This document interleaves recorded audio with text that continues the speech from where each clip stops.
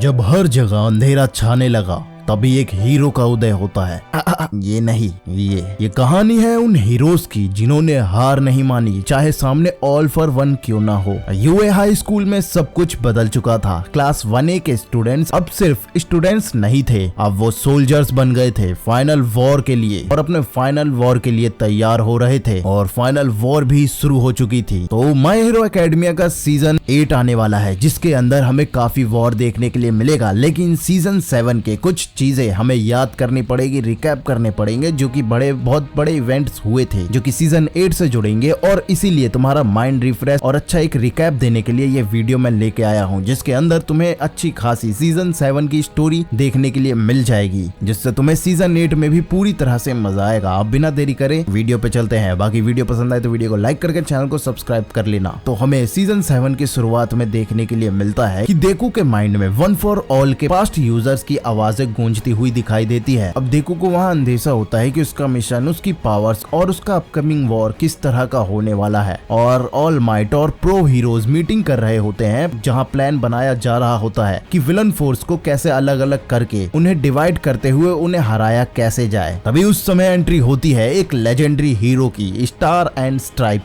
America की number 1 pro hero. जिसके बाद हमें देखने के लिए मिलता है स्टार एंड स्ट्राइप वर्सेस शिगाराकी। इनकी फाइट अब यहाँ शुरू हो चुकी होती है, जो कि स्टार के जापान में एंटर होते ही शुरू हो चुकी होती है। और स्टार अपने क्वर्क यानी अपने पावर से न्यू ऑर्डर से रियलिटी मैनिपुलेट कर सकती है। वो शिगाराकी का सामना करती है और एक एपिक स्काई बैटल होता है, जिसमें कई सारे सीन हमें देखने के लिए मिलते हैं और दोनों काफी ज्यादा टक्कर में लड़ रहे होते हैं। जहाँ स्टार का कहना होता है कि अगर तुम मेरी कंट्री को टच करोगे तो मैं तुम्हें एग्जिस्टेंस से ही मिटा दूंगी। लेकिन शिगाराकी डेंजरस होता है, वहाँ वो न्यू ऑर्डर को एब्जॉर्ब करने की कोशिश करने लगता है। लेकिन स्टार अपनी क्वर्क के अंदर ही वायरस छोड़ देती है, जो कि शिगाराकी के क्वर्क को भी तोड़ने लगता है। लेकिन उसके बदले स्टार अपने आप को सेक्रीफाइस कर देती है और वो भी शिगाराकी द्वारा मारी जाती है। जहाँ कहानी अब जाती है यूए के अंदर। सब शॉक्ड होते हैं, तब रिवील होता है कि युगा आयोमा उनका क्लासमेट ट्रेटर है। आयोमा एक क्राइंग बच्चा है जो कि एक मेन विलन तो नहीं बनना चाहता था, लेकिन उसके पेरेंट्स के डर ने उसे ऐसा बनने पर मजबूर कर दिया। आयोमा के पेरेंट्स ऑल फॉर वन के अंडर प्रेशर में थे। आयोमा बहुत ज्यादा गिल्ट में डूब गया था कि उसने अपने ही दोस्तों के साथ धोखाधड़ी की है। जिसके बाद देखू उसे माफ करना चाहता है, बट ट्रस्ट वापस लाना बहुत ज्यादा मुश्किल होता है। जिसके बाद फाइनल वॉर शुरू होती है, प्लान एग्जीक्यूट होता है और ऑपरेशन ट्रॉय, मल्टीपल बैटलफील्ड्स बनाए जाते हैं, जिसमें वार्प गेट्स का यूज किया जाता है। मनोमा और आइजावा अपनी स्ट्रेटेजीज को यूज करते हैं और विलन्स को डिवाइड करते हुए अपनी पावर्स का इस्तेमाल कर रहे होते हैं। और शिगाराकी वर्सेस देखू हमें यहाँ देखने के लिए मिलता है। दाबी वर्सेस सोतो और all for one versus Endeavour और हॉक्स की भी लड़ाई देखने के लिए मिलती है, और तोगा वर्सेस ओचाको के बीच। ऑल माइट अब रेडियो कम्युनिकेशन पर बोल रहे होते हैं कि एवरीवन, कि यही है अब फाइनल वॉर की शुरुआत। जिसके बाद हमें देखने के लिए मिलता है कि बाकुगो अपनी अब पूरी ताकत से लड़ रहा होता है। शिगाराकी अब इवॉल्व हो चुका होता है और उसका हर सेल क्विक फील्ड में होता है। बाकुगो कन्फ्रंट करता है अपनी पूरी पावर से, जहाँ बाकुगो का कहना होता है मैं नंबर 1 नहीं बन सका,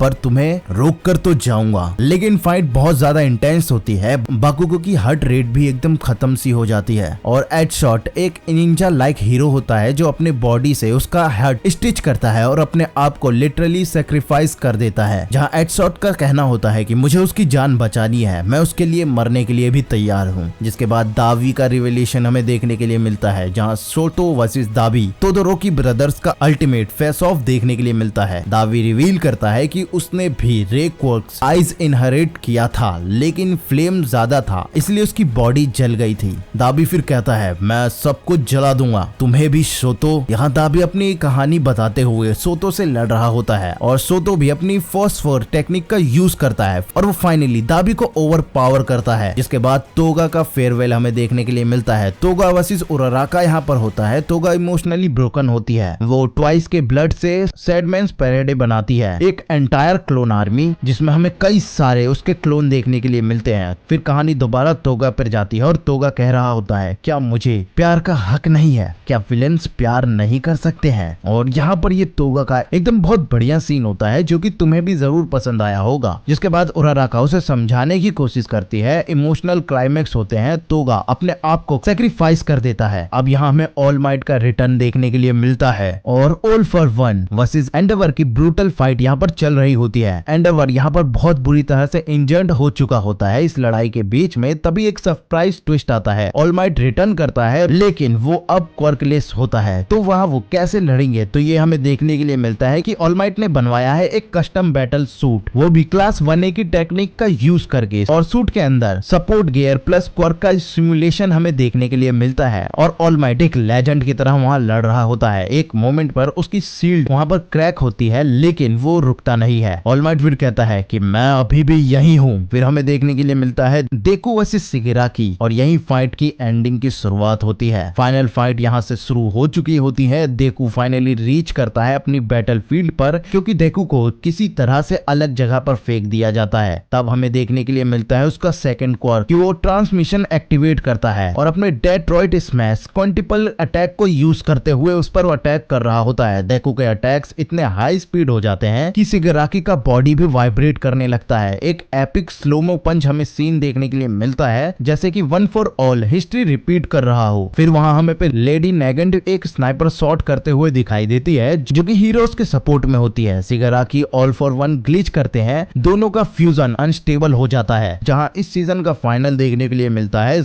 काफी ज्यादा केओस और सैक्रिफाइस के साथ। सब हीरोज इंजर्ड होते हैं। बाकुगो अभी तक अनकॉन्शियस होता है। तोगा, ट्वाइस, स्टार एंड स्ट्राइप सब जा चुके होते हैं। ऑल माइट फिर से ब्लडियड ग्राउंड पे पड़े होते हैं। देखू भी बड़ी बड़ी सांसें भर रहा होता है और वो फिर कह रहा होता है ये वॉर अभी खत्म नहीं हुई है। और हमें देखने के लिए मिलता है कि वो सिटी अब पूरी तरह से आग में झुलस रही है। और यहीं पर ये सीजन खत्म होता है और हमें देखने के लिए मिलता है कि आगे के सीजन में हमें देखू शिगिराकी से लड़ता हुआ दिखाई देगा। सभी हीरोज यहाँ पर घायल हो चुके हैं लेकिन सभी अभी भी मैदान में ही है। और वहाँ देखू की एंडिंग लाइन भी हमें सुनाई देती है कि जब तक एक भी हीरो जिंदा है उम्मीद जिंदा रहेगी। और ये सीजन 7 का एंड होता है जिसके बाद हम सीजन एंड में देखने के लिए मिलेगा कि कैसे अब हीरोज हमारे दोबारा उठ के खड़े होंगे और इन विलन्स को कैसे हराएंगे। और यही सीजन 8 माय हीरो एकेडमिया का एंड होगा जिसके अंदर हमें हीरोज की एंडिंग देखने के लिए मिलेगी और ये फाइनल फाइट भी अपने आखिरी चरण पर जाएगा। तो ये एक्सप्लेनेशन, ये रिकैप तुम्हें कैसा लगा मेरा वो कमेंट करके जरूर बताना। और अभी तक तुमने वीडियो को लाइक नहीं किया है तो प्लीज लाइक कर देना और चैनल पर नए हो तो सब्सक्राइब कर देना। और ये भी बताना कि कौन से एनिमे का रिकैप तुम चाहते हो। तो मिलते हैं अगली वीडियो में।